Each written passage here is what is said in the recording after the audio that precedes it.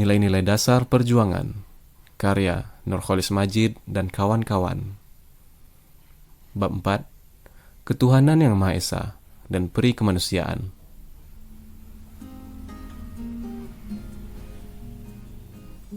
Telah jelas bahwa hubungan yang benar antara individu manusia dengan dunia sekitarnya bukan hubungan penyerahan. Sebab penyerahan meniadakan kemerdekaan dan keikhlasan dan kemanusiaan. Tetapi jelas pula bahwa tujuan manusia hidup merdeka dengan segala kegiatannya ialah kebenaran.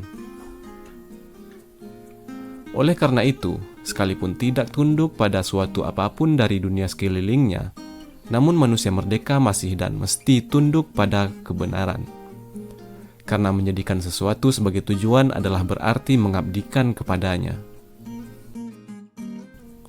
Jadi kebenaran-kebenaran menjadi tujuan hidup, dan apabila demikian, maka sesuai dengan pembicaraan terdahulu, maka tujuan hidup yang terakhir dan mutlak ialah kebenaran terakhir dan mutlak sebagai tujuan dan tempat menundukkan diri. Apakah kebenaran terakhir dan mutlak itu? Ada, sebagaimana tujuan akhir dan mutlak daripada hidup itu ada. Karena sikapnya yang terakhir atau ultimate dan mutlak, maka sudah pasti kebenaran itu hanya satu secara mutlak pula. Dalam perbendaharaan kata dan kulturil, kita sebut kebenaran mutlak itu Tuhan. Kemudian sesuai dengan uraian bab 1, Tuhan itu menyatakan diri kepada manusia sebagai Allah.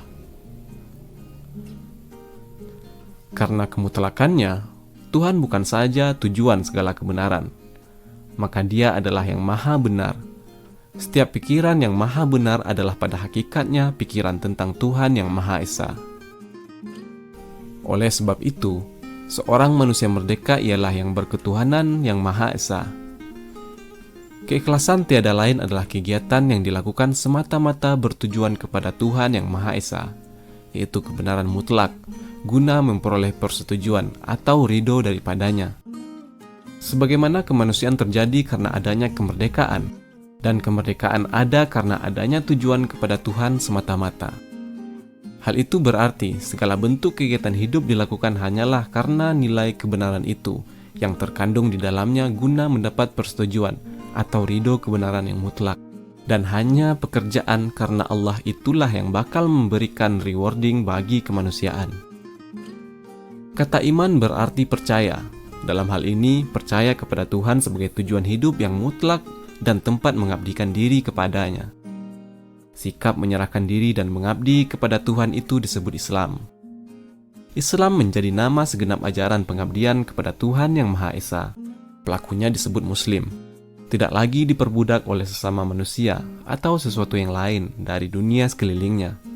Manusia Muslim adalah manusia yang merdeka, yang menyerahkan dan menyembahkan diri kepada Tuhan yang Maha Esa. Semangat tauhid menimbulkan kesatuan tujuan hidup, kesatuan kepribadian dan kemasyarakatan. Pan bertauhid tidak lagi berat sebelah, parsial dan terbatas. Manusia tauhid adalah manusia yang sejati dan sempurna, yang kesadaran akan dirinya tidak mengenal batas. Dia adalah pribadi manusia yang sifat perorangannya adalah keseluruhan atau totalitas dunia kebudayaan dan peradaban. Dia memiliki seluruh dunia ini dalam arti kata, mengambil bagian sepenuh mungkin dalam menciptakan dan menikmati kebaikan-kebaikan dan peradaban kebudayaan. Pembagian kemanusiaan yang tidak selaras dengan dasar kesatuan kemanusiaan itu antara lain ialah pemisahan antara eksistensi ekonomi dan moral manusia, antara kegiatan duniawi dan ukhrawi, antara tugas-tugas peradaban dan agama. Demikian pula sebaliknya, anggapan bahwa manusia adalah tujuan pada dirinya membela kemanusiaan seseorang menjadi manusia sebagai pelaku kegiatan dan manusia sebagai tujuan kegiatan. Kepribadian yang pecah berlawanan dengan kepribadian kesatuan yang homogen dan harmonis pada dirinya sendiri. Jadi berlawanan dengan kemanusiaan. Oleh karena hakikat hidup adalah amal perbuatan atau kerja, maka nilai-nilai tidak dapat dikatakan ada sebelum menyatakan diri dalam kegiatan-kegiatan konkret dan nyata. Kecintaan kepada Tuhan sebagai kebaikan, keindahan, dan kebenaran yang mutlak dengan sendirinya memancar dalam kehidupan sehari-hari, dalam hubungannya dengan alam dan masyarakat, berupa usaha-usaha yang nyata guna menciptakan sesuatu yang membawa kebaikan, keindahan, dan kebenaran bagi sesama manusia. Amal saleh merupakan pancaran langsung daripada iman. Jadi ketuhanan yang Maha Esa memancar dalam perikemanusiaan. Sebaliknya, karena kemanusiaan adalah kelanjutan kecintaan kepada kebenaran, maka tidak ada perikemanusiaan tanpa ketuhanan yang Maha Esa. Perikemanusiaan tanpa ketuhanan adalah tidak sejati. Oleh karena itu, semangat ketuhanan yang Maha Esa dan semangat mencari ridho daripadanya adalah dasar peradaban yang benar dan kokoh. Dasar selain itu pasti goyah dan akhirnya membawa keruntuhan peradaban. Syirik merupakan kebalikan dari tauhid. Secara harfiah artinya mengadakan tandingan, dalam hal ini kepada Tuhan. Syirik adalah sifat menyerah dan menghambakan diri kepada sesuatu selain kebenaran, baik kepada sesama manusia maupun alam. Karena sifatnya yang meniadakan kemerdekaan asasi, syirik merupakan kejahatan terbesar kepada kemanusiaan. Pada hakikatnya, segala bentuk kejahatan dilakukan orang karena syirik. Sebab dalam melakukan kejahatan itu, dia menghambakan diri kepada motif yang mendorong dilakukannya kejahatan tersebut, yang bertentangan dengan prinsip-prinsip kebenaran. Demikian pula karena syirik seseorang mengadakan pamrih atas pekerjaan yang dilakukannya.